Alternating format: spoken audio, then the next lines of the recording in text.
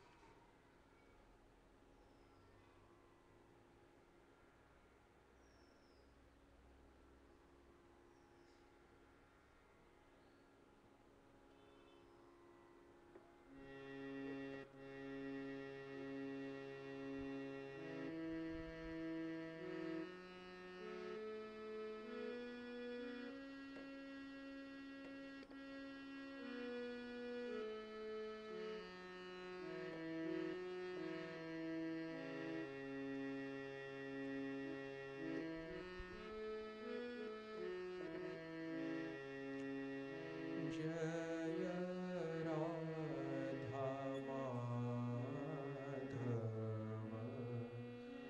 कुंज विहारी। जय राधा माधव कुंज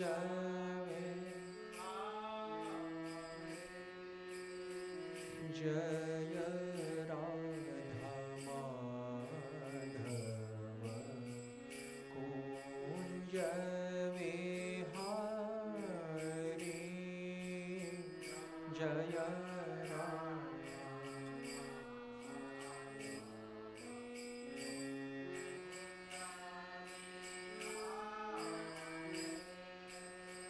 गोपी जनवल्लभ गिरिवरधारी।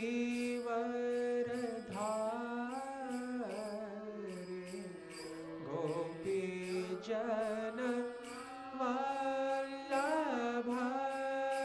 गिरिवरधारी।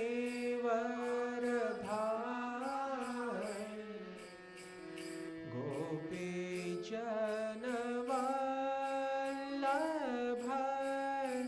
गिरिवरधारी।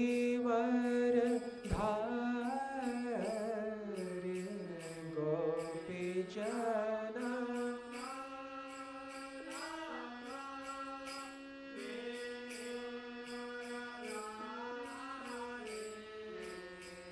जय राधा माधव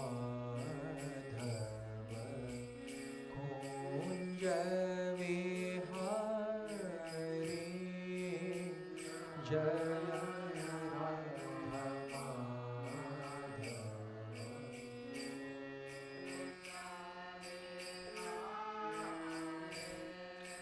जय यशोदानंदन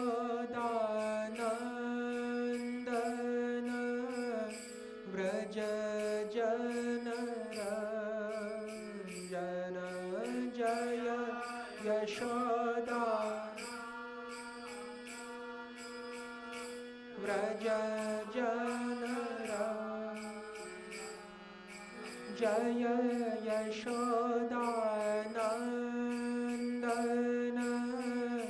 व्रज जनरंजन। जय यशोदा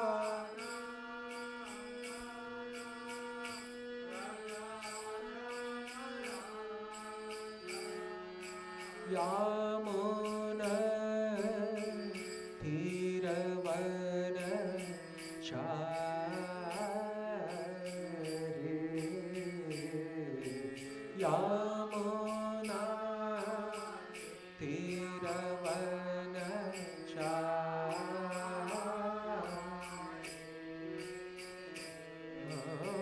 यामुना तीरवन चारि।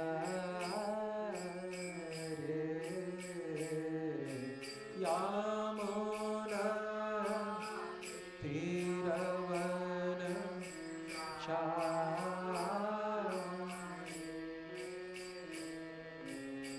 जय राधा माधव कुंज विहारी। राधा माधव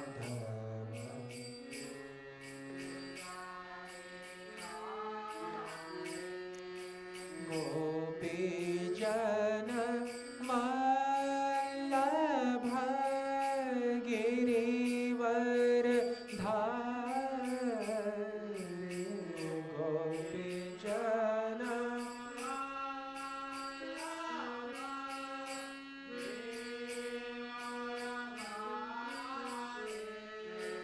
जय राधा माधव कुंज विहारी जय राधा माधव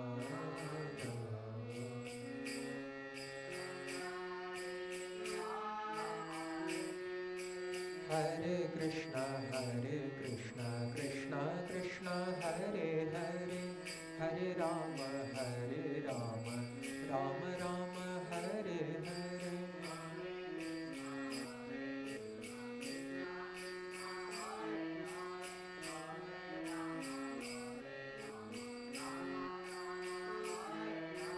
हरे कृष्णा कृष्णा कृष्णा हरे हरे हरे राम राम राम हरे हरे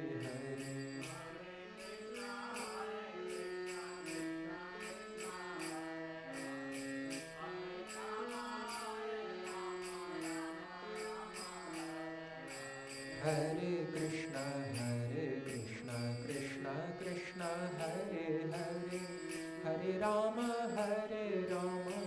राम राम हरे हरे हरे कृष्णा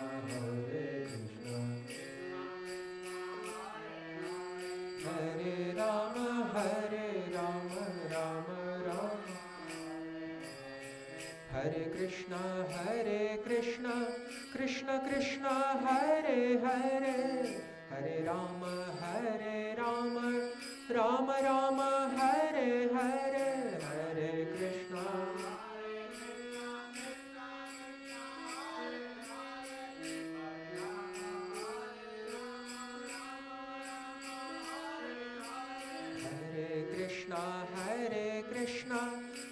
कृष्णा हरे हरे हरे राम राम राम हरे हरे हरे कृष्णा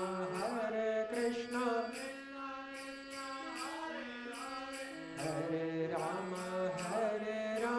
राम राम हरे कृष्णा कृष्णा हरे हरे हरे राम राम राम हरे हरे हरे कृष्णा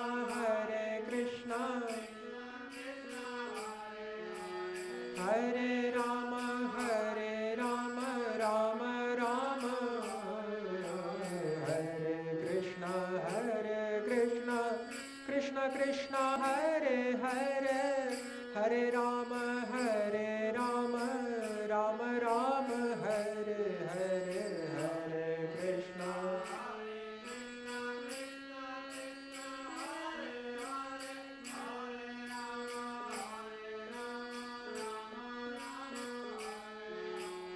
हरे कृष्णा हरे कृष्णा कृष्णा हरे हरे हरे राम राम राम हरे हरे हरे कृष्णा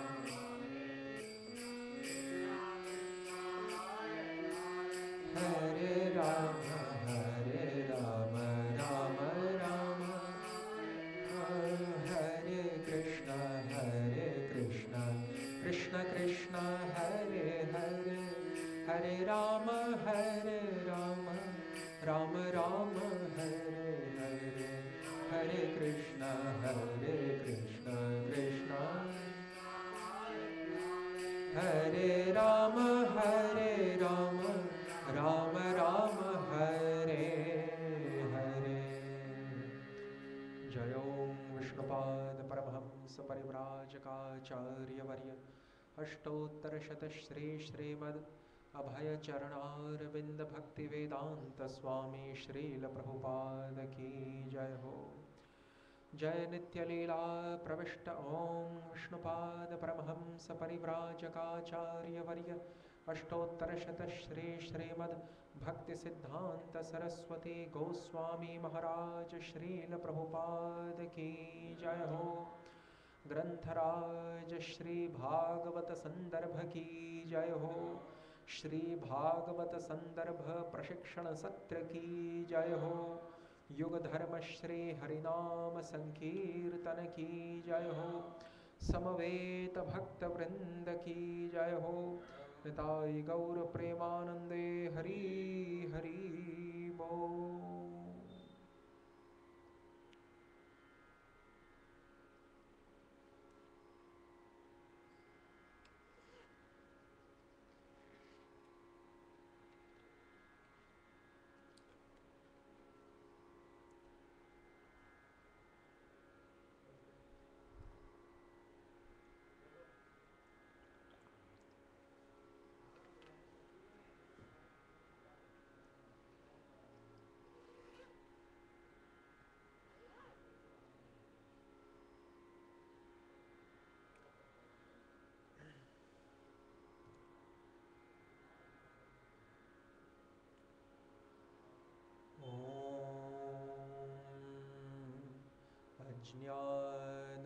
ज्ञानतिमिरान्धस्य ज्ञानाञ्जनशलाकया चक्षुरुन्मीलितं येन तस्मै श्रीगुरवे नमः। श्रीचैतन्यमनोभीष्टं स्थापितं येन भूतले स्वयं रूपः कदा मह्यं ददाति स्वपदान्तिकं।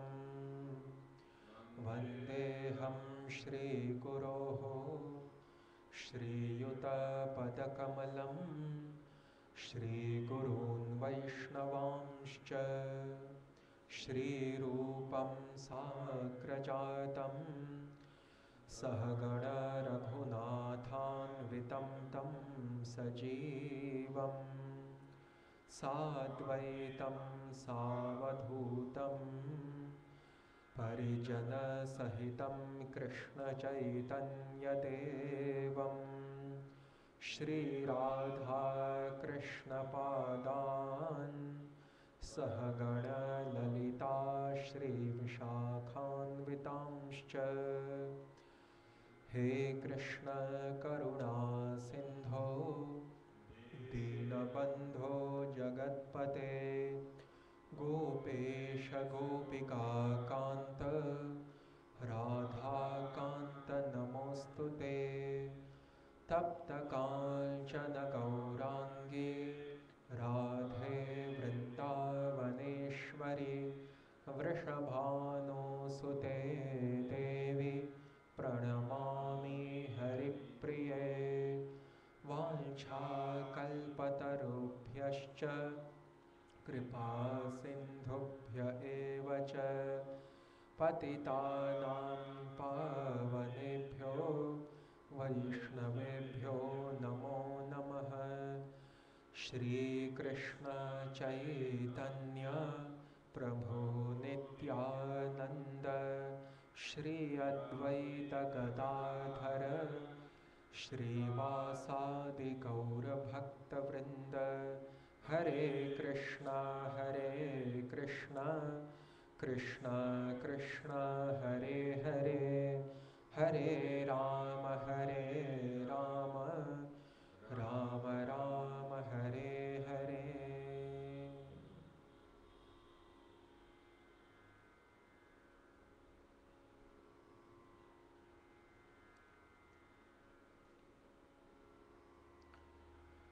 श्री रूपानुग गुरुवर्ग के अर्हणीय पादाम्बुजों में कोटिशः नमस्कृतियों को संपादित करते हुए आषाढ़ शुक्ल चतुर्थी के इस सायंकालीन पुण्याहल वेला में क्रमशः श्रीमद्भागवत संदर्भ प्रशिक्षण सत्र के तृतीय दिवस का प्रारंभ हो रहा है। सर्वप्रथम यथा श्री भागवत संदर्भ की भूमिका का तथा श्रीमज्जीव गोस्वामी प्रभु के भी किंचित इतिवृत्त का वर्णन हुआ। तदनंतर गत दिवसीय सत्र में मूल ग्रंथ श्रीमद्भागवत संदर्भ के प्रथम संदर्भ श्री तत्व संदर्भ की प्रमुख विषय सूची का आंशिक रूप से वर्णन किया गया।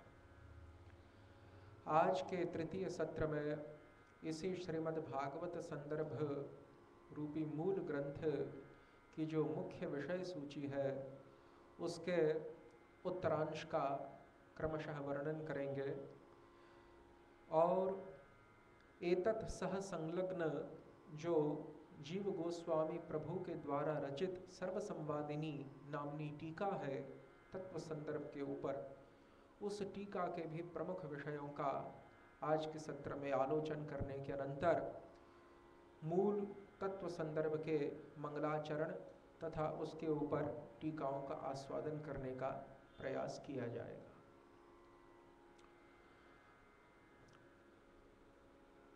गत दिवस के सत्र में हमने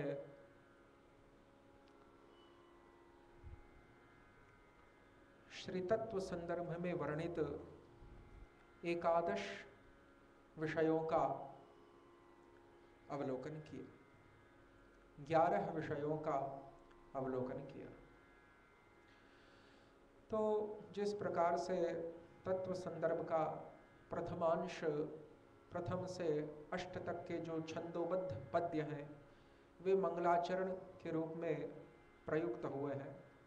नवम से लेकर अष्टाविंशतितम 28वें अनुच्छेद तक जो कि गद्यात्मक है, प्रमाण तत्व का विवेचन करते हुए श्रीमद् भागवत की सर्ववरीयता को प्रमाणित किया श्रीमज्जीव गोस्वामी चरण ने, तथा 29वें अनुच्छेद से लेकर तत्व संदर्भ के अंतिम 63वें अनुच्छेद तक प्रमेय तत्व का निरूपण किया गया।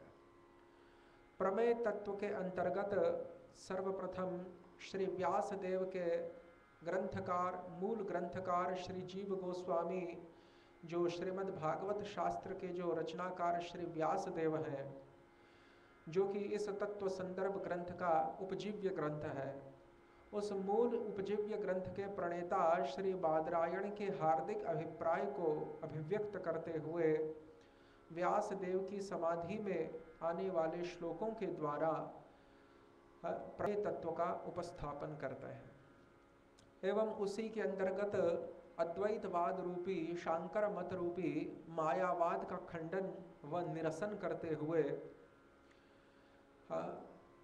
प्रतिबिंबवाद परिच्छेदवाद आदियों का भी खंडन किया गया तथा जीव की निज अविद्या कल्पित जो जीव तथा परमात्मा का भेद है, ये जो तृतीय मत है शंकर मतावलंबियों का, इसका भी खंडन किया गया। और आज इस 12वें विषय की अवतारणा करते हुए एक जीववाद खंडनम की चर्चा करेंगे। तो एक जीववाद का तात्पर्य है कि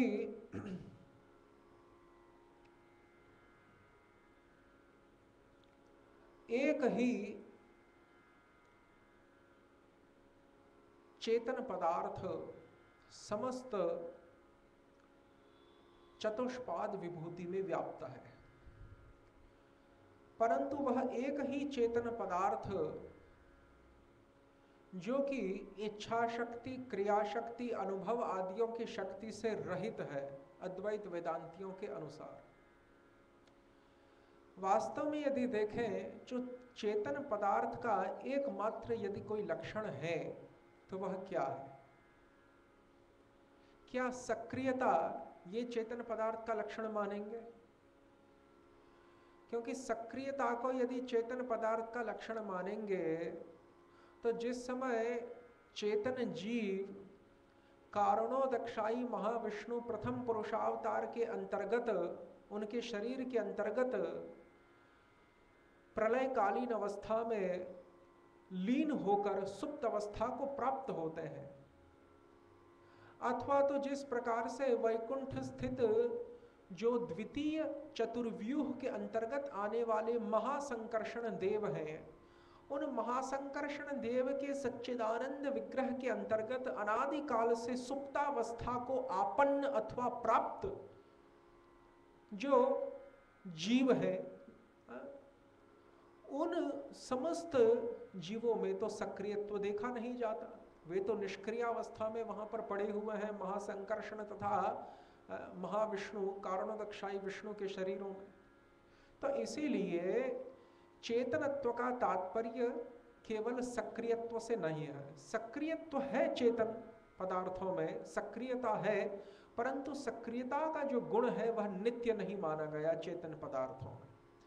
सुप्तावस्था में वही चेतन पदार्थ निष्क्रियत्व को ही प्राप्त हो जाता है। तो फिर चेतन पदार्थ को किस प्रकार से परिभाषित करेंगे? तो चेतन पदार्थ का एकमात्र जो लक्षण है वह इच्छा तथा अनुभव की शक्ति बताया गया, क्योंकि सुषुप्ति की अवस्था में तथा जो निर्विकल्प असंप्रज्ञात समाधियां हैं ज्ञान तथा योग मार्ग की, और भक्ति मार्ग की भी जो प्रेममयी समाधि की अवस्था है, इन समस्त अवस्थाओं में जीवात्मा की जो अनुभव शक्ति है वह वर्तमान रहती है। देखिए, जो भौतिक अवस्था है, जीवात्माओं की जो बद्धावस्था है इस व्यावहारिक जगत में, उसमें तो कभी वह जागृत अवस्था में रहता है, कभी वह स्वप्न की अवस्था में रहता है, और कभी वह गाढ़ निद्रा अथवा सुषुप्ति की अवस्था में सराबोर तल्लीन हो जाता है। तो जीव जिस समय सुषुप्ति की अथवा गाढ़ निद्रा की अवस्था में तल्लीन हो जाता है, उस समय भी उसकी जो अनुभव की सामर्थ्य है वह बरकरार रहती है, विद्यमान रहती है, क्योंकि उस गाढ़ निद्रा की अवस्था में कि जिस समय उसकी समस्त पंच ज्ञानेंद्रियां, पंच कर्मेंद्रियां तथा उसके मन बुद्धि आदि भी जिस समय सुप्त हो जाते हैं, निष्क्रिय अवस्था को प्राप्त हो जाते हैं, उस सुषुप्ति की अवस्था में भी जीव स्वयं, जीव तथा उसका जो अहम प्रत्यय है वह दोनों ही जागृत रहता है। यदि जागृत न रहे होते तो गाढ़ निद्रा की अवस्था से पुनः बहिर्गत यानी बाहर निकलने के पश्चात, पुनः जागृत अवस्था में आने के पश्चात जीवों को इस प्रकार से उद्गार व्यक्त करते हुए न देखा जाता कि आज तो मुझे ऐसी गाढ़ निद्रा आई, विक्षेप रहित गाढ़ निद्रा आई, स्वप्न रूपी जो विक्षेप है, व्यवधान है, उससे रहित ऐसी गाढ़ निद्रा का आज मुझे अनुभव हुआ कि पर्याप्त विश्राम, पर्याप्त शांति, पर्याप्त आनंद तथा पर्याप्त जो सामर्थ्य है, नवीनता है, शरीर में स्फूर्ति है, उसकी प्रतीति हो रही है। इस प्रकार से जो जीवात्मा का उद्गार व्यक्त करना है वही यह सिद्ध करता है कि गाढ़ निद्रा की अवस्था में जब समस्त ज्ञानेंद्रिय, कर्मेंद्रिय तथा अंतःकरण के भी मन बुद्धि आदि पदार्थ जिस समय निष्क्रियता को, सुप्तावस्था को प्राप्त थे, क्योंकि मन यदि सक्रिय अवस्था को प्राप्त है तो वह सुषुप्ति की अवस्था नहीं मानी जा सकती, वह स्वप्नावस्था मानी जाती है। स्वप्नावस्था में मन कार्यरत है, लेकिन सुषुप्ति की अवस्था में मन तथा बुद्धि दोनों ही सुप्त हो जाता है। तो इसीलिए उस अवस्था में by the process of elimination और डिडक्शन, परिशेष की जो प्रक्रिया है उसके द्वारा यह प्रमाणित हो जाता है कि जीवात्मा का जो अनुभव सामर्थ्य है वह उस समय भी सक्रिय था कि जिस समय ये इंद्रिय तथा अंतःकरण के अन्य समस्त जो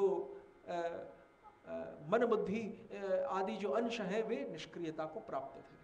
तो तात्पर्य क्या निकलता है? तात्पर्य इस विवेचना का यही निकलता है कि जीवात्मा की जो अपनी निज अनुभव शक्ति इच्छा शक्ति है, वह कदापि निष्क्रियता को प्राप्त नहीं होती, हर समय सक्रिय रहती है। लेकिन अन्य प्रकार की जो सक्रियता है वह जीवात्मा में स्वीकारी नहीं जा सकती। वह अन्य प्रकार की जो सक्रियता है वह हर सदैव जीवात्मा में रहे ऐसा कोई आवश्यक नहीं है, परंतु उसकी जो अनुभव की सामर्थ्य है वह तो उसमें हर समय रहेगी। लेकिन अद्वैत वेदांतियों के अनुसार जीवात्मा में जो विशुद्ध जो चेतन पदार्थ है उसमें तो अनुभव की भी सामर्थ्य नहीं है। तो अनुभव सामर्थ्य रहित चेतन पदार्थ को मायावादी गण स्वीकार करते हैं, अनुभव सामर्थ्य युक्त चेतन पदार्थ को सांख्य न्याय वैशेषिक दर्शन के अनुयायी तथा वैष्णव वेदांत के अनुयायी लोग स्वीकार करते हैं। परंतु शांकर वेदांत के अनुयायी चेतन पदार्थ को अनुभव सामर्थ्य से रहित स्वीकार करते हैं उसकी विशुद्धावस्था में। यही हमारी और उनकी विचारधारा में अंतर है। और वो ऐसा कहते हैं कि इस प्रकार का अनुभव सामर्थ्य रहित जो विशुद्ध अवस्था का जो चेतन पदार्थ है वह चेतन पदार्थ मायाकृत उपाधि के कारण अनेक सूक्ष्म तथा स्थूल शरीरों के देह भेद को प्राप्त होकर अनेक रूप में प्रतीत होता है। जिस प्रकार से एक ही चंद्रमा अनेकानेक घटों का जो जल है, घड़ों का जो जल है उसमें अनेक विध रूप से दिखाई देता है, उस प्रकार से कुछ उपनिषद तथा श्रुतियों के मंत्र का गलत अर्थघटन करके, दुष्ट अर्थघटन करके वे ये सिद्ध करना चाहते हैं कि एक ही विशुद्ध चेतन पदार्थ अनुभव तथा इच्छा की सामर्थ्य से रहित वही मायाकृत उपाधि के कारण अनेक जीवों के रूप में प्रतीत तो होता है, परंतु वे अनेक जीव न होकर एक ही जीव है, एक ही चेतन पदार्थ है। अनेक चेतन पदार्थों की सत्ता को वे स्वीकार नहीं करते। लेकिन यदि वे अनेक चेतन पदार्थों की सत्ता को स्वीकार नहीं करते हैं तो श्वेताश्वतर श्रुति का जो मंत्र है नित्यो नित्यानाम चेतनश्चेतनानाम एको बहुनाम यो विदधाति कामान, उसके साथ उनकी विचारधारा का असामंजस्य स्पष्ट हो जाता है, विसंगति स्पष्ट हो जाती है, मेल नहीं खा रही है उनकी विचारधारा श्वेताश्वतर श्रुति के मंत्र से। क्योंकि श्वेताश्वतर उपनिषद स्पष्ट रूप से उद्घोष करता है कि समस्त नित्य पदार्थों में तथा समस्त चेतना विशिष्ट पदार्थों में जो परमात्मा है, जो परब्रह्म है, वह सर्वाधिक नित्य तथा सर्वाधिक चेतन है। क्यों? क्योंकि अनंत्य धर्म से विभूषित होने के कारण, सत्यम ज्ञानम अनंतम ब्रह्म, इस प्रकार से जो तैतरीय उपनिषद का कथन है कि ब्रह्म अनंत स्वरूप है, विभू है, वह अणु मात्रा वाला नहीं है, वह विभू परिमाण वाला है, अनंत अनंत्य धर्म से युक्त है। तो अनंत्य धर्म से युक्त जो ब्रह्म पदार्थ है उसकी नित्यता भी अनंत है, उसकी चेतनता भी अनंत है। परंतु जीव अणु होने के कारण और उस ब्रह्म पदार्थ का अंश होने के कारण, ममैवांशो जीवलोके जीवभूतः सनातनः, अंश होने के कारण जीव की नित्यता चेतनता दोनों ही आंशिक मानी गई और परमात्मा की नित्यता तथा चेतनता दोनों ही अनंत मानी गई। इसीलिए आंशिक नित्यत्व और चेतनत्व की तुलना में विभू अनंत नित्यत्व और चेतनत्व श्रेष्ठ माना गया। यही जो है श्वेताश्वतर उपनिषद का कथन कि अनेक चेतन तथा नित्य जीवों में परमात्मा सर्वाधिक चेतन और नित्य है। नित्यो नित्यानाम चेतनश्चेतनानाम एको बहुनाम यो विदधाति कामान। और यही एक परमात्मा है जो कि अन्य समस्त उसके ऊपर आश्रित जो नित्य और चेतन अन्य पदार्थ हैं, इतर जो पदार्थ हैं, यानी हम सभी जीव, उन समस्त की कामनाओं को यही परमात्मा पूरा करता है। एको बहुनाम यो विदधाति कामान, ये आश्रय आश्रित का संबंध बताता है। नित्यो नित्यानाम चेतनश्चेतनानाम तो परमात्मा का जो शक्तिमान है उसका अपनी तटस्था शक्ति से उत्कर्ष बता रहा है, श्रेष्ठत्व बता रहा है। लेकिन परमात्मा के आश्रित जो जीव शक्ति है उसको एको बहुनाम यो विदधाति कामान, कि जीव परतंत्र तत्व है, परमात्मा ही एकमात्र स्वतंत्र पदार्थ है। इसको जो है आधार आधेय संबंध को, आश्रित आश्रय संबंध को बताने वाला ये द्वितीय चरण है, द्वितीय पंक्ति है उपनिषद मंत्र की। तो ये समस्त जो श्रुतियों की बातें हैं वे गलत सिद्ध हो जाती है यदि हम अद्वैत वेदांतियों का यह मत स्वीकार करें कि केवल एक ही चेतन पदार्थ है। एक चेतन पदार्थ होता तो नित्यो नित्यानाम चेतनश्चेतनानाम ये श्रौत मंत्र ही न देखा जाता। और दूसरी बात, ये जो श्री भगवान ने गीता शास्त्र में 2 स्थानों पर कहा कि नत्वे वाहम जातु नासम नत्वम नेमे जनाधिपः न चैवन भविष्यामः सर्वे वयमतः परम, और बहुनी में व्यतीतानि जन्मानि तव चार्जुन नत्वम वेत्थ परंतप। मैं तो हे अर्जुन, मैंने और आपने अनेक आविर्भाव, अनेक जन्म लिए हैं, लेकिन तुम उन समस्त आविर्भावों को नहीं जानते। मैं तो तुम्हारे और मेरे समस्त जन्म आविर्भावों की इतिवृत्त को पूर्ण रूप से जानता हूं, और मैं, तुम और ये राजा लोग पहले भी थे, अभी भी हैं और बाद में भी रहेंगे। तो इससे जो है चेतन पदार्थों की जो बहुलता है, चेतन पदार्थों का जो बहुत्व है वो स्थापित होता है। लेकिन अद्वैत वेदांती इन शास्त्र वाक्यों के विरुद्ध चेतन पदार्थ के बहुत्व को न स्वीकार करके चेतन पदार्थ के एकत्व को स्वीकार करते हैं कि एक ही चेतन पदार्थ है, 2, 4, 3 अथवा अनंत नहीं है, जो कि शास्त्र विरुद्ध है उनकी मान्यता। इसीलिए एक जीववाद खंडनम ये 12वां विषय है श्री तत्व संदर्भ का। तत्पश्चात 13वां विषय आता है जिसमें संबंधित्वे अचिंत्य भेदा भेद निरूपणम, जो संबंधी पदार्थ है। अब संबंधी तत्व किसे कहेंगे?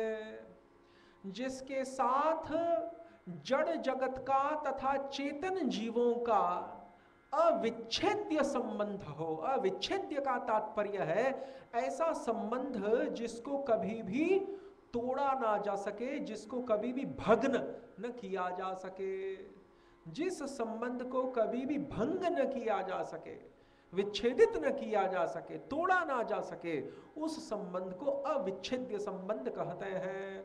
तो अविच्छेद्य नित्य अनादि संबंध, ऐसा संबंध जिसका कोई आदि नहीं है, जो अनादि है और जिसका कभी अंत भी नहीं होने वाला, जो अनंत है।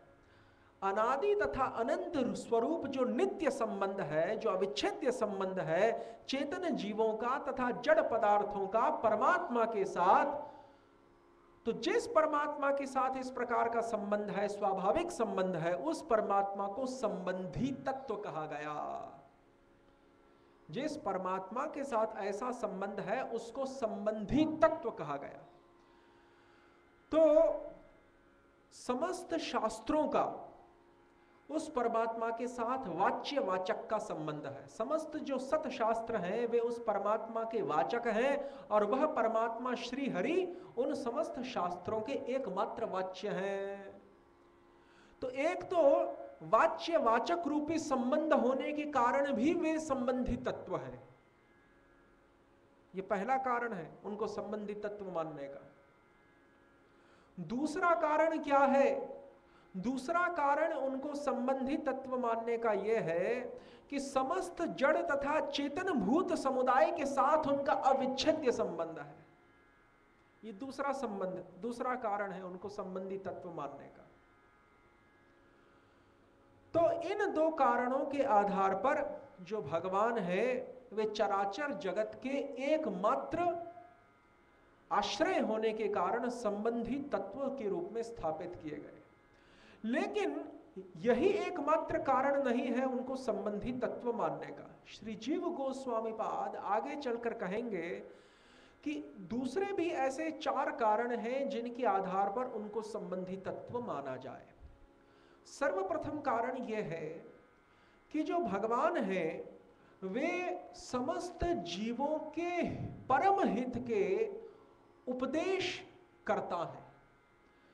समस्त जीवों का जो परम हित है उसके केवल चिंतक मात्र नहीं है, क्योंकि गीता में तो ये कहा गया कि सुहृदः सर्वभूतानां ज्ञात्वा माम शांतिम मृच्छति, कि मैं समस्त भूतों का सुहृद हूं और इस प्रकार से जो मेरे स्वभाव को जानता है वह परम शांति को प्राप्त होता है। ज्ञात्वा माम शांति मृच्छति सुहृदः सर्वभूतानां, और समस्त भूतों का बिना किसी पक्षपात के, बिना किसी राग द्वेष के व्यवधान के, बिना किसी शत्रु तथा मित्र के व्यवधान के, मैं समस्त जीवों का एक समान रूप से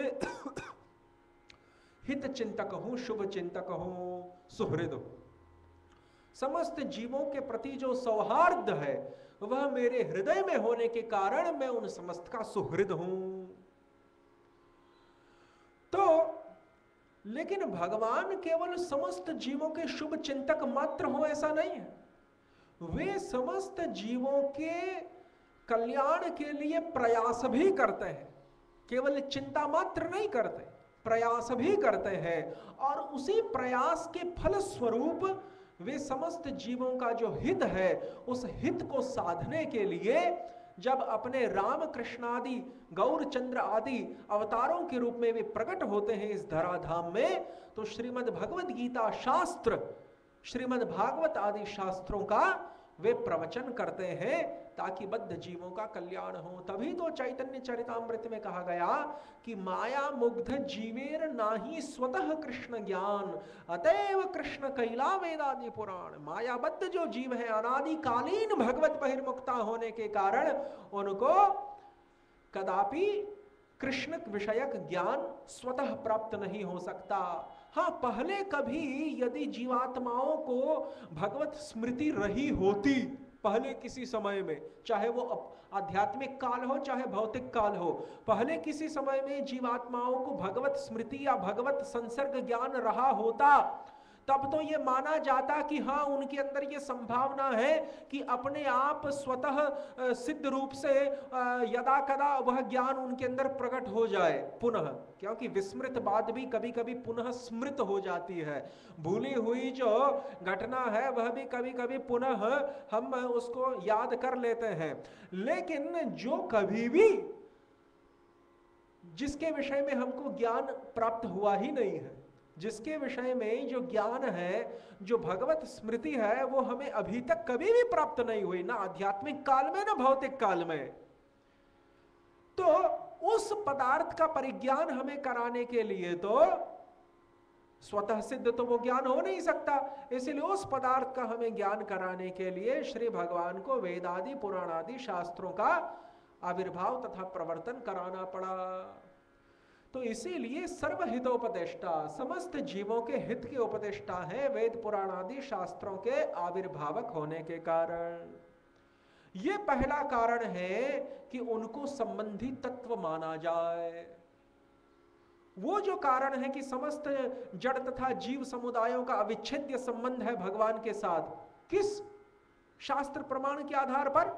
गीता के उसी श्लोक के आधार पर कि जिसमें यह कहा गया मत्तः परतरम नान्यत् किंचित् अस्ति धनंजय मयि सर्वमिदं प्रोतम सूत्रे मणिगणाइव, कि समस्त जो चराचर स्थावर जंगमात्मक जो चेतन तथा जड़भूत समुदाय है वो मेरे ही ऊपर आश्रित है। किस प्रकार? कि जिस प्रकार से एक धागे के ऊपर अनेक मोती अथवा जो पुष्प होते हैं वो टिके रहते हैं, आश्रित रहते हैं। तो इन श्लोकों के आधार पर तो श्री भगवान को जड़ तथा चेतन समुदाय का अविच्छेद्य संबंधी तत्व माना गया आश्रय होने के कारण। लेकिन और समस्त शास्त्रों के वाच्य होने के कारण भी उनका अविच्छेद्य संबंध शास्त्रों के साथ स्थापित है। लेकिन ये सामान्य कारण है उनको संबंधी तत्व के रूप में मानने के। विशेष कारण यह है कि वो सर्वहितोपदेष्टा है। दूसरा विशेष कारण क्या है? दूसरा विशेष कारण यह है कि श्री भगवान सर्व जीवों के भय के, शोक के तथा मोह के अपहारक हैं। भगवान समस्त जीवों का जो भय है, और वह भय क्या है? वो भय है जन्म मृत्यु रूपी जो आवागमन का चक्र है, 84 लक्ष योनियों में, 84 लाख योनियों में बद्ध जीवों का पुनः पुनः जो जन्म मृत्यु रूपी आवागमन का चक्र है, वही परम भय है। और उस परम भय का विदूरीकरण कैसे होगा, उसका अपगम कैसे होगा, तो वो भी स्वयं श्री भगवान ही करेंगे, क्योंकि शास्त्रों में ये बताया गया कि जीवों का जो मोक्ष है वह श्री भगवान के हाथ में है। तभी तो विष्णु पुराण, पद्म पुराण आदि शास्त्रों में कहा गया कि विष्णु प्रदाता सर्वेषां मोक्षरेव न संशयः, कि एकमात्र श्री भगवान विष्णु ही समस्त जीवों को मोक्ष प्रदान करने वाले हैं, और इसमें किसी भी प्रकार का संशय विपर्यय नहीं करना चाहिए। तो श्री भगवान के हाथ में जीवात्माओं का मोक्ष है, इसीलिए मोक्ष प्रदाता एकमात्र भगवान विष्णु होने के कारण शंकर भी नहीं है। जो ये बात पुराणों में कही गई कि शंकर जो है अपने त्रिशूल के ऊपर टिकी हुई जो प्रमथनाथ विश्वनाथ की अपनी जो वाराणसी काशी नाम की नगरी है, उसमें जितने भी जीव मृत्यु को प्राप्त होते हैं उनको शंकर तारक मंत्र का उपदेश देकर मोक्ष प्रदान करते हैं। लेकिन वह तारक मंत्र क्या है कि जिसका शंकर उपदेश करते हैं, उसका भी वर्णन शास्त्रों में हुआ कि वह राम नाम का मंत्र है जिसका उपदेश शंकर देते हैं, जिसके आधार पर जीवात्माओं को मोक्ष की प्राप्ति होती है। तो राम नाम का मंत्र होने के कारण यह सिद्ध हो जाता है कि भगवान विष्णु के हाथ में ही मोक्ष प्रदान करने की सामर्थ्य है, इतर उनसे भिन्न अन्य किसी देवी देवता के पास वह सामर्थ्य नहीं है। अरे अन्य देवी देवताओं के पास तो सकाम मनोरथों की पूर्ति करने का सामर्थ्य भी नहीं है। यदि होता तो श्री भगवान ने गीता शास्त्र में यो यो याम याम तनुम भक्तः श्रद्धयार्चितुम इच्छते तस्य तस्याचलाम श्रद्धाम तामेव विदधाम्यहम्, इस प्रकार से न कहा होता। इसीलिए एकमात्र सर्व जीवों का जो भय है, काल रूपी मृत्यु रूपी जन्म मृत्यु रूपी भय, वह श्री भगवान की भक्ति करने से ही दूर होता है, और श्री भगवान स्वयं उसे दूर करते हैं। इसीलिए तो कहा गया कि तस्माद भारत सर्वात्मा भगवान ईश्वरो हरि श्रोतव्य कीर्तितव्यश्च स्मर्तव्यश्चेच्छता अभयम। इसीलिए है परीक्षित, सुखदेव कहते हैं भागवत के द्वितीय स्कंध के प्रारंभ में परीक्षित को कि इसीलिए है विष्णुराज परीक्षित, मेरे मत में तो समस्त आत्मा के द्वारा, समस्त आत्मा का तात्पर्य है कायेन वाचा मनसेन्द्रियैर्वा बुद्ध्यात्मना वा प्रकृतिः स्वभावः, समस्त आत्मा के द्वारा एकमात्र भगवान श्री हरि का ही श्रवण कीर्तन स्मरण होना चाहिए। क्योंकि इस प्रकार का जो श्रवण कीर्तन स्मरण रूपी जो भजन है, जो साधन भक्ति है, जो वैधि साधन भक्ति है, वही जीवों का जो परम भय है उसको दूर करके जीवों को अभय पद प्रदान करती है। स्मर्तव्यश्चेच्छता भयम, जो अभय की प्राप्ति के इच्छुक हैं, जन्म मृत्यु के चक्र से बाहर निकलने की जो इच्छुक है, उनको तो इसी भक्ति पथ का अवलंबन करना चाहिए। तभी तो व्यास जी की समाधि में उनको एक दूसरा अनुभव हुआ, क्या? यस्याम वै श्रूयमाणायाम कृष्णे परम पुरुषे भक्तिरुत्पद्यते पुंसः शोक मोह भयापहा। अधोक्षज भगवान में, श्री कृष्ण में जो भक्ति संपन्न की जाती है, अनुष्ठित की जाती है, उसी के द्वारा जीवात्माओं का शोक मोह तथा भय, इन तीनों का अपहरण हो जाता है। शोक मोह भयापहा, अपहा का मतलब है अपहरण हो जाता है। भगवान अपहरण कर लेते हैं जीवात्माओं के शोक का, उनके मोह का। मोह का तात्पर्य क्या है? देहाध्यास, देहात्म बुद्धि। देहात्म बुद्धि कुणपे त्रिधातु के श्लोक आया है भागवत में। जो स्थूल तथा सूक्ष्म शरीरों में अध्यास है, अध्यारोप है जीवात्मा का, वह मोह है। और उसी मोह के कारण राग द्वेष समय समय पर उपस्थित होकर जीवात्मा को शोक प्रदान करते रहते हैं, उद्वेग प्रदान करते रहते हैं, और अंत में जो परम भय है मृत्यु, वह देते रहते हैं। इसलिए मोह के द्वारा शोक और शोक के द्वारा भय, लेकिन ये तीनों को भगवान अधोक्षज उनकी भक्ति करने वाले को इन तीनों से मुक्त कर देते हैं। भक्तिरुत्पद्यते पुंसः शोक मोह भयापहा। अन्य जो कर्म ज्ञान योग आदि जो पथ हैं वे जीवात्माओं के आत्यंतिक दुख की निवृत्ति नहीं कर सकते। ये जीवात्माओं का आत्यंतिक दुख है, शोक मोह और भय। इसकी आत्यंतिक निवृत्ति कर्म ज्ञान योगादि पथों के द्वारा असंभव, केवल भक्ति मार्ग के द्वारा संभव है और केवल भगवान ही इसको करने वाले हैं। इसीलिए सर्व भयापहारक भगवान है। प्रश्न उठा कि यदि सर्व भयापहारक श्री भगवान है तो फिर, क्योंकि ये संबंधी तत्व का निरूपण हो रहा है ना, संबंधी तत्व कहेंगे किसे, तो उसका दूसरा विशेष लक्षण है सर्व भयापहार। तो प्रश्न उठाया कि यदि श्री भगवान सर्व भयापहारक हैं तो फिर गीता शास्त्र में ये क्यों कहा गया कि क्षिपामि अजस्र अशुभान आसुरी श्वेव योनिषु।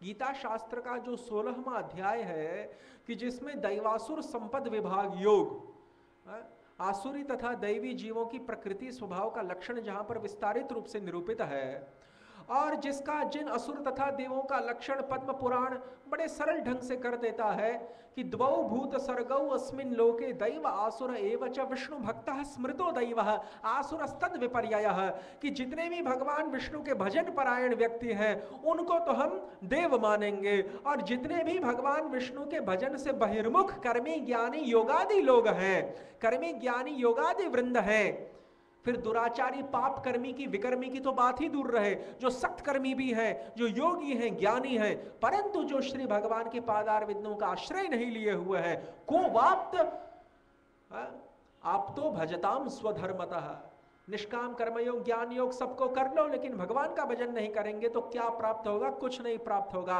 अरे स्थानाद भ्रष्टः पतन्त्यतः, भागवत में नारद जी ने व्यास को कहा पंचम स्कंद प्रथम स्कंद के 5वें अध्याय में कि ऐसे निष्काम कर्मयोगी ज्ञान योगी अष्टांग योगी तो जो हरि भजन से विमुख हैं वे तो अपने स्थान से भी अधः पतित हो जाते हैं। ये अन्य अरविंदाक्ष विमुक्त मानेनः त्वय्यस्त भावाद विशुद्ध बुद्धयः आरोह्य कृच्छ्रेण परम पदम ततः पतन्त्यधो अनादृत युष्मदंघ्रयः।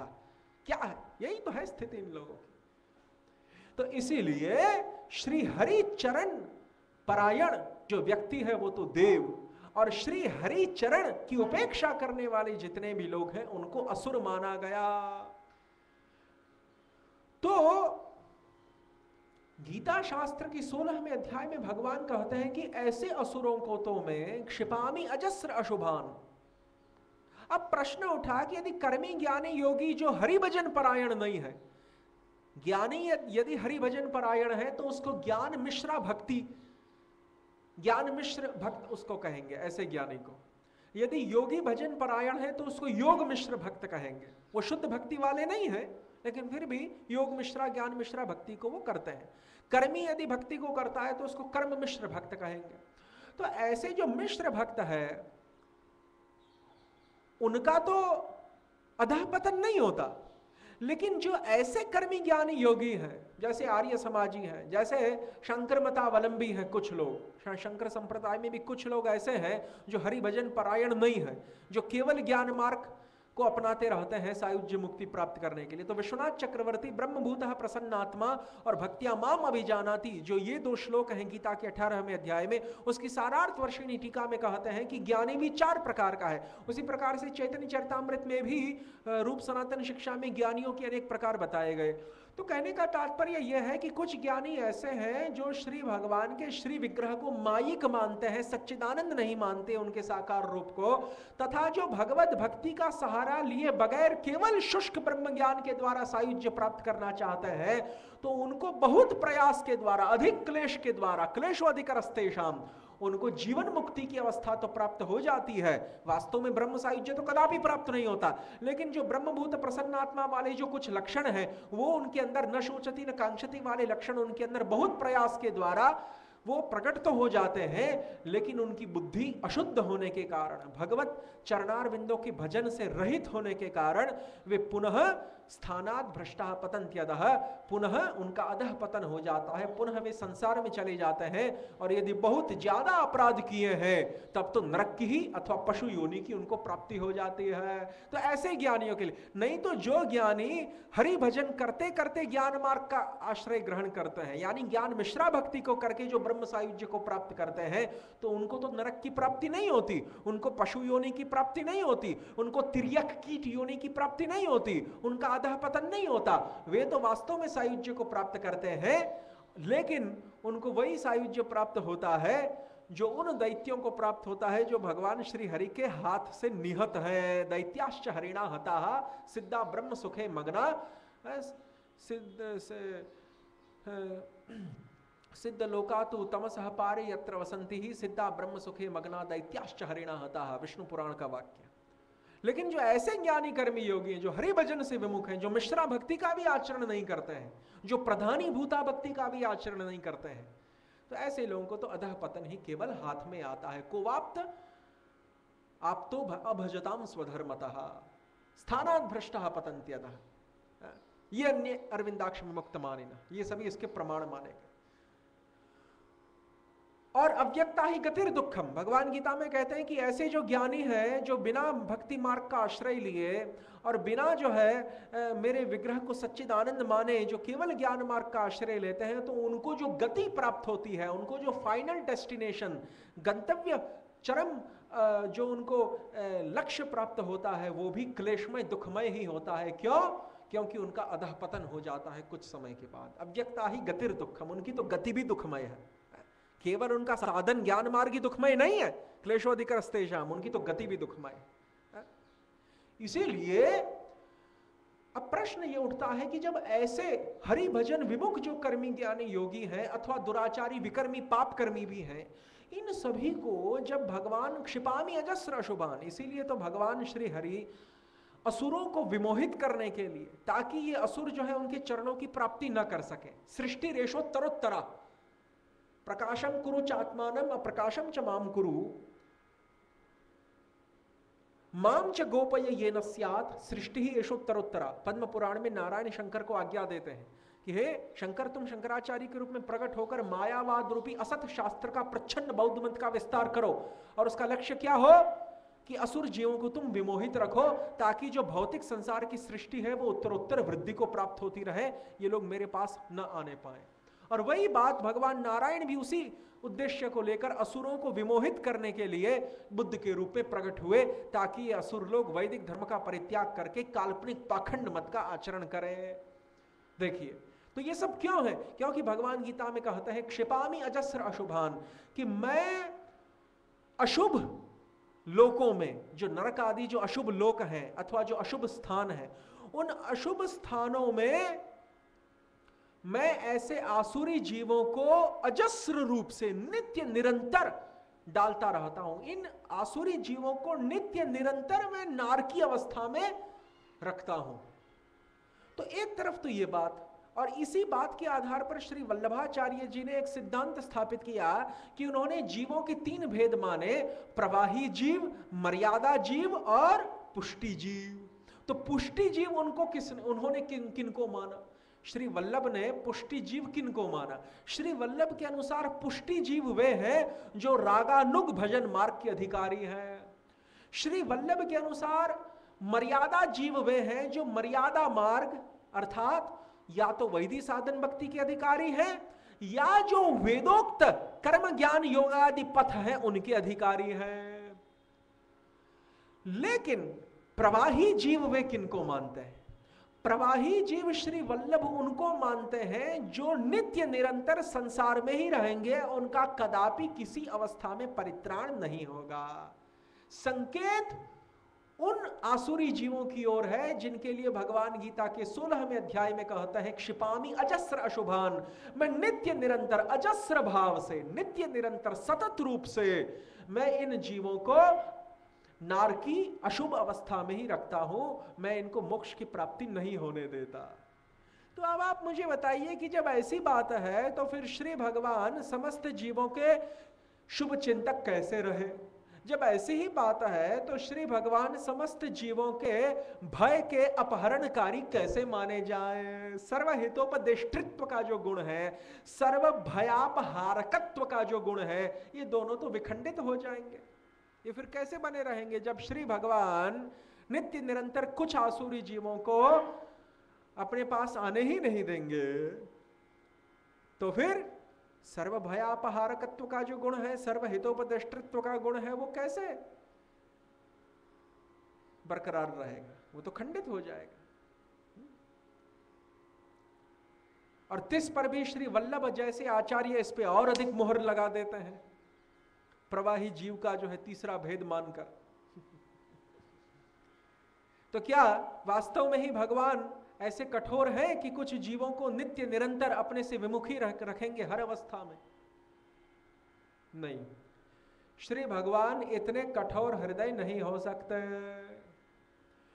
क्योंकि जिस प्रकार से श्री भगवान का जो गुण है भक्त वात्सल्य का, वो गुण जिस प्रकार से उनके जो अन्य गुण हैं, सत्य संकल्पत्व, सत्य कामत्व, सत्य वाक, जो कुछ भी श्री भगवान बोलते हैं वो सत्य ही होता है, जो कुछ भी वो संकल्प करते हैं वो सत्य ही होता है, जो कुछ भी वो कामना करते हैं वो कामना भी सत्य होती है, जो कुछ भी वो बोलते हैं वो भी सत्य होता है। या तो वो सत्य ही बोलते हैं या फिर वो जो कुछ बोलते हैं वो सत्य हो जाता है। सत्य वाक्य ये दो अर्थ है, या तो वो सत्य ही बोलेंगे, मिथ्या कभी नहीं बोलेंगे, या वो जो कुछ भी बोलते हैं वही सत्य हो जाएगा। सत्य की परिभाषा ये है कि जो ईश्वर के द्वारा कथित हो। तो जब श्री भगवान में सत्य वाक का गुण है, जो वो केवल सत्य को ही बोलेंगे, और सत्य प्रतिज्ञत्व का भी गुण है, जो कुछ भी वो प्रतिज्ञा करते हैं वो सत्य रहती है, तो भीष्म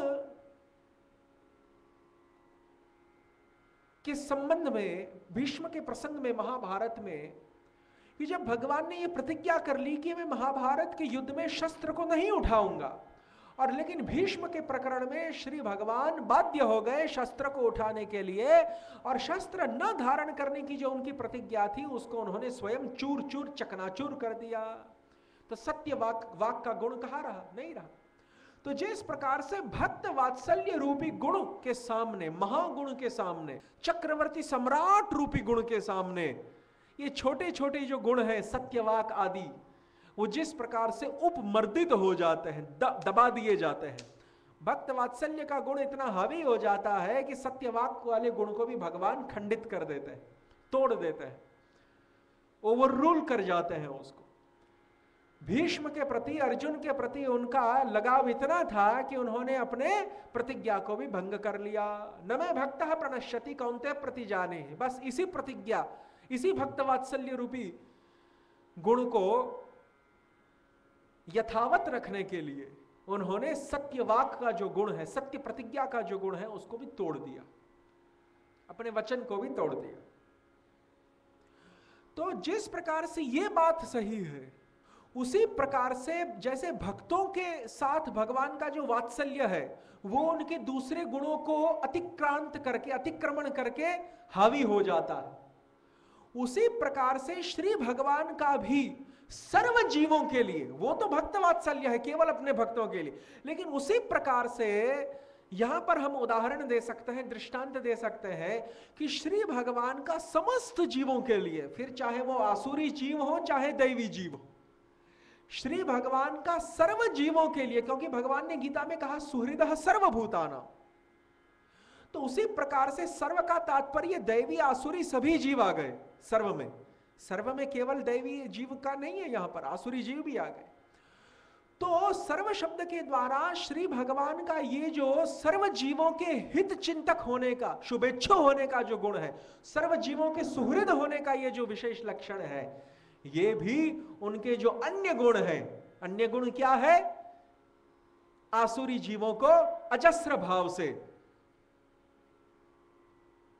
नरक में डालते रहना, ये उनका अन्य गुण है।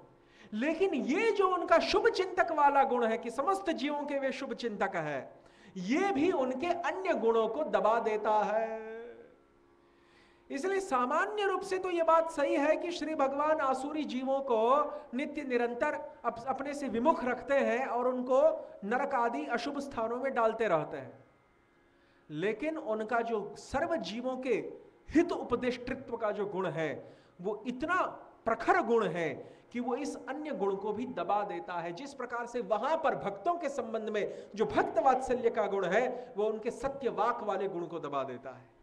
इसलिए भगवान में जो करुणा नाम का गुण है वो करुणा चाहे सामान्य जीवों के लिए हो चाहे अपने भक्तों के लिए हो, भगवान का जो करुणा नाम का गुण है वह उनके अन्य समस्त लक्षणों को गुणों को दबा देता है। इसलिए अंत में जाकर ये मानना ही पड़ेगा कि श्री भगवान समस्त जीवों के हित चिंतक है और श्री भगवान कभी इतने कठोर नहीं बन सकते कि सदा सर्वदा कुछ जीवों को अपने से विमुख ही रखें। इसलिए ये जो बात कही गई वल्लभाचार्य के द्वारा प्रवाही जीवों की तथा गीता में भगवान के द्वारा जीवों को अजस्र रूप से नारकी अवस्था में डालते रहने की, ये बात बहुत आपेक्षिक है, very relative statement. This is not ultimate truth, ये आत्यंतिक सत्य नहीं है। जिस प्रकार से कहीं कहीं शास्त्रों में निर्विशेष ब्रह्मानंद को अनंत माना गया, ब्रह्म सौख्यम तु अनंतम नायम देहो देह भाजाम नृलोके, भागवत के पंचम स्कंद का ऋषभ देव का वाक्य। वहां पर जो निर्विशेष ब्रह्म का सुख है उसको अनंत माना गया, लेकिन फिर वही निर्विशेष ब्रह्म का सुख जो है भक्ति रस सागर के सुख की एक बूंद की तुलना में भी नहीं आ सकता। इसीलिए तो हम कहते हैं कि जिस प्रकार से शास्त्रों में ऐसे श्लोक देखने को मिलते हैं जहां पर निर्विशेष सुख को अनंत माना गया, लेकिन वास्तव में ऐसे जो वाक्य है वे आपेक्षिक वाक्य हैं, अल्टीमेट ट्रुथ नहीं है। तो उसी प्रकार से क्षिपामि अजस्र अशुभान और प्रवाही जीव वाला जो कॉन्सेप्ट है ये सभी रिलेटिव सत्य है, ये अल्टीमेट ट्रुथ नहीं है। आत्यंतिक सत्य तो यह है कि श्री भगवान समस्त जीवों के प्रति करुणामय है। हाँ, कुछ काल के लिए भगवान कुछ जीवों को अपने से विमुख रख सकते हैं, जैसे बुद्धावतार में दैत्यों को विमोहित करने के लिए आए, आचार्य शंकर को आज्ञा दी कि तुम असुरों को मेरे पास नहीं आने दो। तो कुछ काल के लिए श्री भगवान तो इस प्रकार से कठोर बन सकते हैं, लेकिन सार्वकालिक जो है ये कठोरता उनके अंदर नहीं मानी जा सकती। इसीलिए उनका सर्वहितोपदेष्टृत्व और सर्वभयापहारकत्व का जो गुण है वह अक्षुण्ण बना रहता है। इन दो कारणों से श्री भगवान विशेष रूप से संबंधी तत्व माने गए। तीसरा कारण क्या है? तीसरा विशेष कारण है भगवान को संबंधी तत्व मानने का कि जिस प्रकार से सूर्य की जो किरणावली है, रश्मि गण है, जिस प्रकार से उन रश्मियों के परम आश्रय रूप सूर्य माने गए, रवि भानु माने गए, उसी प्रकार से समस्त विभिन्नांश रूप तथा तटस्था शक्ति के अंतर्गत परिगणित होने वाले जितने भी जीव हैं उन समस्त जीवों को अंशी रूपी श्री भगवान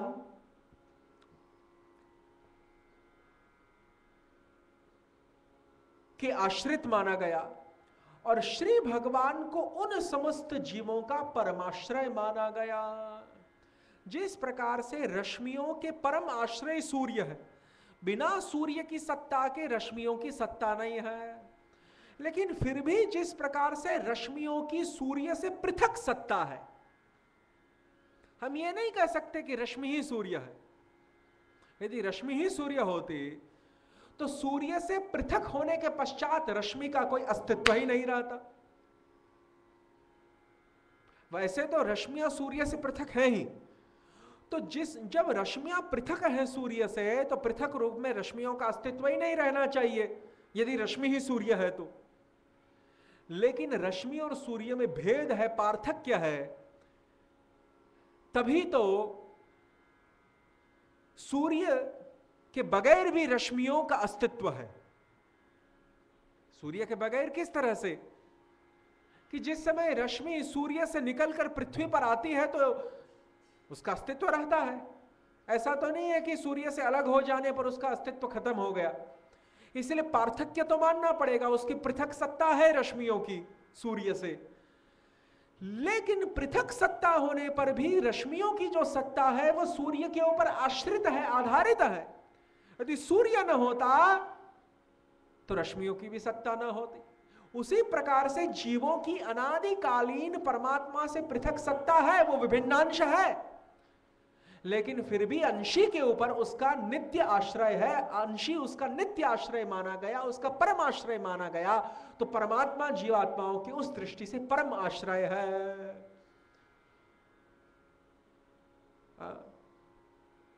तो रश्मियों के परमाश्रय सूर्य के समान समस्त जीवों के परमाश्रय श्री भगवान है। तभी तो भागवत आदि शास्त्रों में, यहां तक कि गोपियां, व्रज सुंदरियां, गोपी गीत तथा रास पंचाध्यायी के प्रसंग में भी श्री भगवान को आत्माओं के भी आत्मा कहती है कि आप तो आत्माओं के भी आत्मा है, परमात्मा है। इसका यही कारण है। तो सूर्य और रश्मियों का जो संबंध है वही जीवात्माओं का श्री परमात्मा के साथ है। ये तीसरा कारण है भगवान को संबंधी तत्व मानने का। और चौथा कारण श्री भगवान को संबंधी तत्व मानने का क्या है? चौथा कारण श्री भगवान को संबंधी तत्व मानने का ये है कि श्री भगवान में ऐसे अप्राकृत अनंत गुण हैं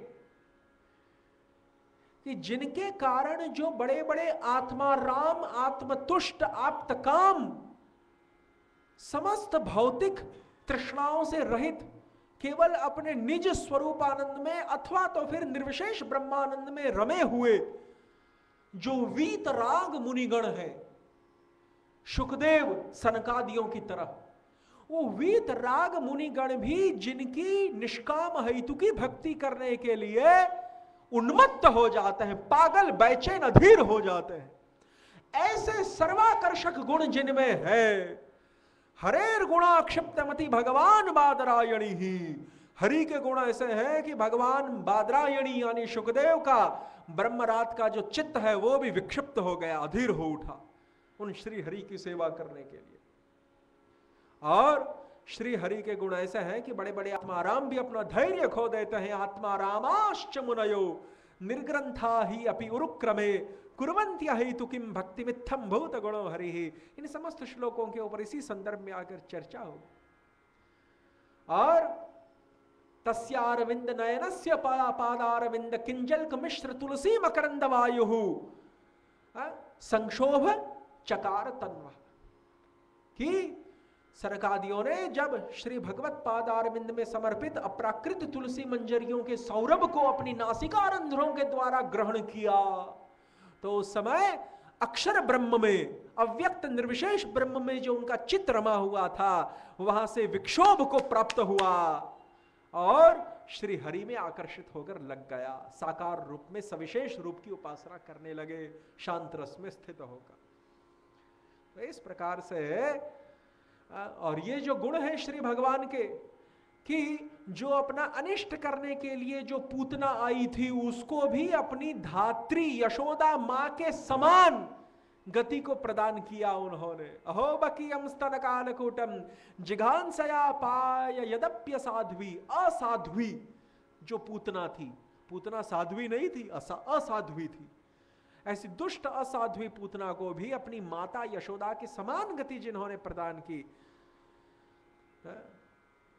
हो बकीयम स्तन कालकूटम, बकासुर की भगिनी बहन बकी पूतना, बक की बहन बकी। अहो बकीयम स्तन कालकूटम, स्तनों के ऊपर कालकूट विष को लेप कराई, वो विष जिसका पान नीलकंठ ने किया समुद्र मंथन के समय। अहो बकीयम स्तन कालकूटम जिगांसया पाय यदप्य साध्वी लेभे गतिम धात्री उचितम ततोन्यम कमवा दयालुम शरणम व्रजेम। ऐसे दयालु भगवान श्री हरि कभी ये माना जा सकता है कि वे इतने कठोर हृदय हो जाएं कि असुर जीवों को सदा सर्वदा अपने विमुख रखें? नहीं, ऐसा कभी हो सकता। इसीलिए तो क्षिपामि यजस्र अशुभान आदि जो वाक्य हैं शास्त्रों के वो बड़े आपेक्षिक वाक्य हैं, आत्यंतिक सत्य नहीं है वो। कंबा दयालुम शरणम व्रजेम, ऐसा दयालुता का जो गुण है। और बरहा पीड़म नटवर वपुः कर्णयोः कर्णिकारं बिभ्रद्वासः कनककपिशं वैजयन्तीं च मालां रंद्रान्वेणो रदरसुदया पूरयन् गोपवृन्दैर्वृन्दारण्यं सुपदर्वणं प्राविशद् गीत कीर्तिः। गोपियों के द्वारा भागवत के दशम स्कंद में वेणु गीत के अंतर्गत गाया हुआ, उच्चारित किया हुआ श्लोक। भगवान के रूप माधुर्य को देखो, उनके वेणु माधुर्य को देखो, उनके प्रेम माधुर्य को तथा उनके लीला माधुर्य को, उनके भक्त माधुर्य को देखो। फिर उनकी दयालुता का ये जो गुण है कि पूतना जैसी को भी उन्होंने यशोदा के समान गति प्रदान की। इन चीजों को आप देखिए तो आत्मा राम के भी विमोहनकारी ये गुण है।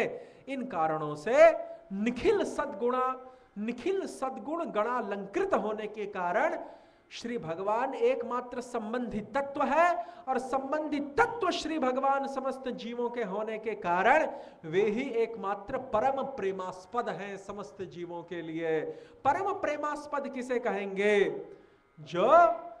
जिसके लिए समस्त जीवों को प्रेम रखना चाहिए, जिसके लिए समस्त जीवों को प्रेम रखना चाहिए, वही समस्त जीवों का परम प्रेमास्पद है। वास्तव में संसार में जो बद्ध जीव हैं, मायाबद्ध जीव हैं, अपने वास्तविक स्वरूप को भूले हुए, विस्मृत किए हुए जो जीव हैं, वो बेचारे क्या करते हैं? अज्ञानता के कारण स्त्री पुत्र कलत्र आदि पदार्थों में ममत्व के कारण उन्हीं को अपना परम प्रेमास्पद मान लेते हैं, और ये मानते हैं कि वे उन्हीं में हमें प्रेम रखना चाहिए। परंतु श्री जीव गोस्वामी पाद ये समझाते हैं कि प्रेम किससे करना चाहिए, क्योंकि अंतिम संदर्भ क्या है? प्रीति संदर्भ। जो प्रेम को पंचम पुरुषार्थ समस्त जीवात्माओं का अंतिम लक्ष्य प्रेम माना गया गौड़ीय वैष्णव दर्शन में, लेकिन वो प्रेम किसके साथ करना चाहिए? That love with whom should we do or establish? That love with whom should we establish? That confidential secret is exposed very rationally and logically by Jiva Goswami Pad in this Tattva Sandarbh. He establishes that only that absolute truth, Shri Hari, who is the eternal well-wisher of all living beings without any prejudice and bias and without any segregation, Sarvahitopateshta, that absolute truth, Shri Hari, who is the remover of the illusion,